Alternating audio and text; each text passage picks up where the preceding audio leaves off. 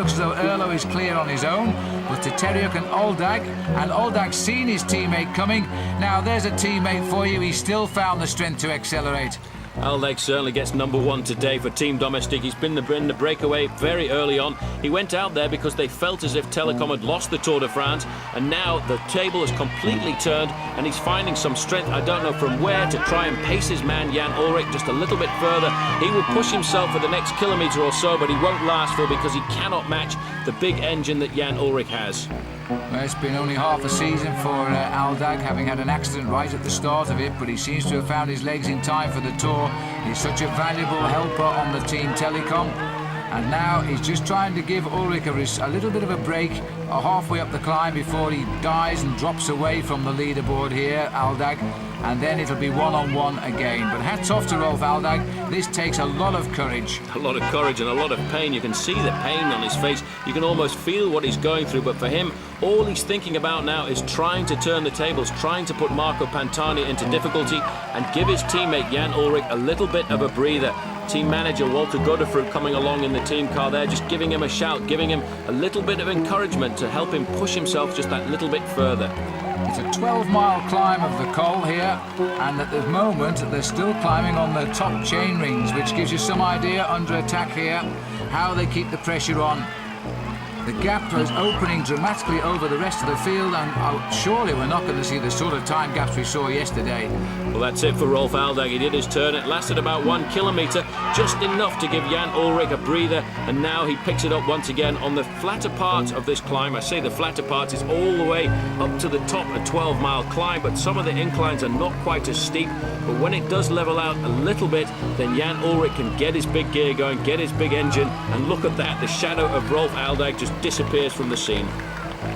Well, among the riders going out today, Jan's Renata, the sprinter, so we won't see him in the closing stages trying to win the sprints, and also Jimenez, Jose Maria Jimenez from the Benesto team, also retired during the stage today so far.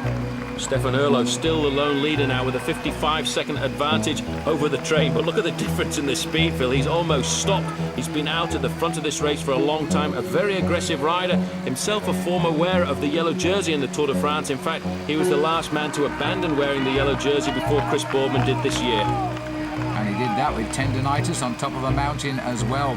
But now he's about to see the two strongest riders, I think it's a fair comment to say that now, in this year's Tour de France, make their way up towards him. And Jan Ullrich, well, now this is a champion, a man who has won the Tour de France. He blew big time yesterday and has come out the very next day and put in an attack like this. You can't be any more full of admiration of him right now than we are, but he's still got to get rid of Pantani, and Pantani has that lovely feeling of having big time protection now between him and the man who wears #1. All he has to do is mark the attack, mark the rhythm of Jan Ullrich at the moment, because he's making big time gaps over the rest of the field as well. But look at this, they've pulled back that 55 seconds in no time at all, Phil, and very shortly another man will be dispatched and we'll have two leaders out on the road.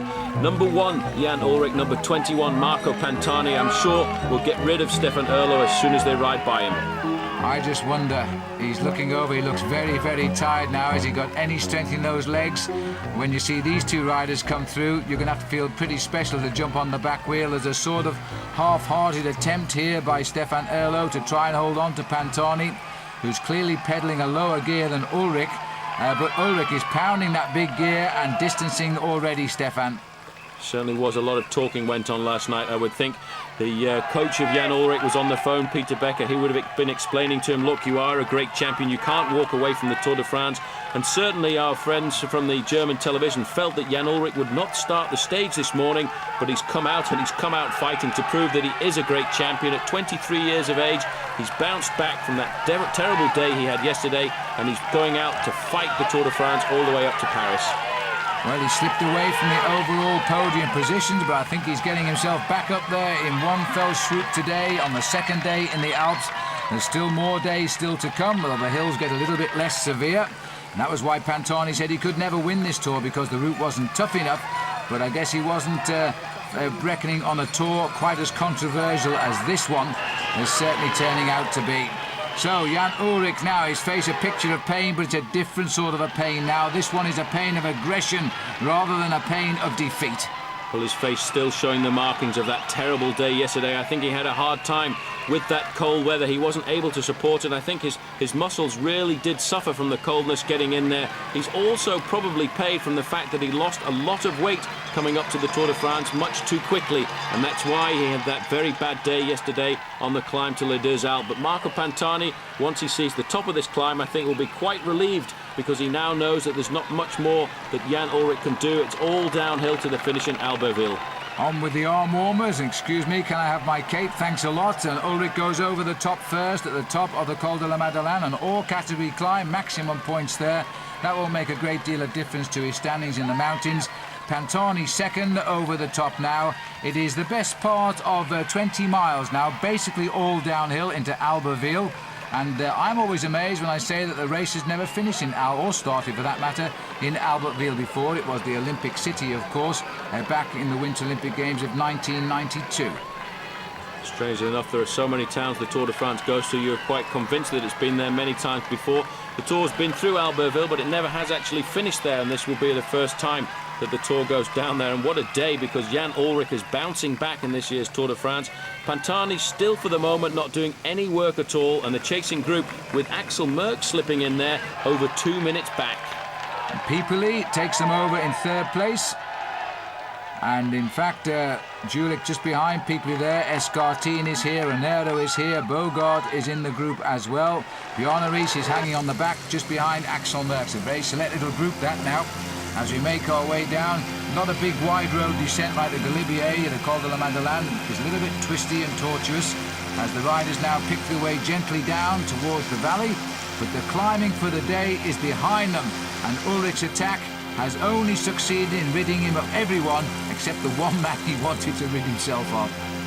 There's Stefan Herlo. He's been picked up by the chasing group, obviously suffering a lot there, stretching his leg back up there to try and get a bit of freedom back into those muscles. And he's in the group now, which has been joined as well by Jean-Cyril Robin. But a great ride there in third position. You can just make out Axel Merckx. He was 11th on yesterday's big mountain stage.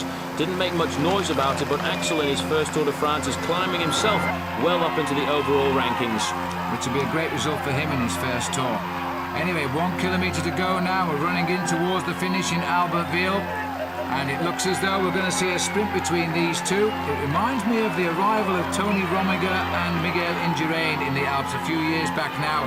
And Rominger would not give the stage victory to Indurain at all. Indurain was very annoyed about that when he did all of the work and Rominger followed. You can't say that today, because in fact it's been completely the reverse. Pantani has done the following and Jan Ullrich has done the pacemaking. Well, the gap there has come inside 2 minutes now, so that's keeping Bobby Julich second place in the overall standing safe.